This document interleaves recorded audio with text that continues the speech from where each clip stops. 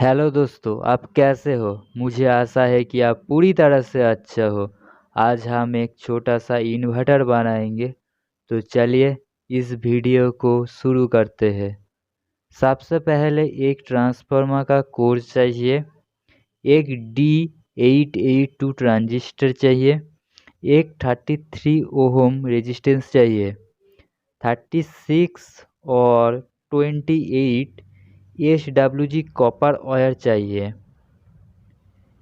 एक 3.7 volt battery चाहिए, एक होल्डर चाहिए और एक 7 वाट का बल्ब चाहिए। चलो आप इसको बनाना शुरू करते हैं।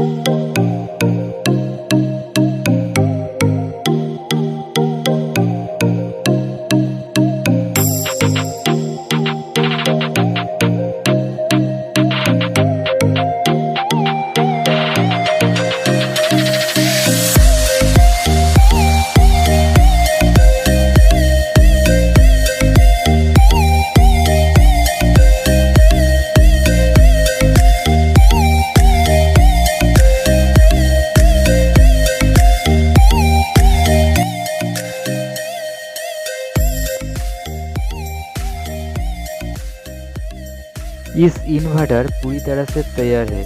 आइए टेस्ट करें।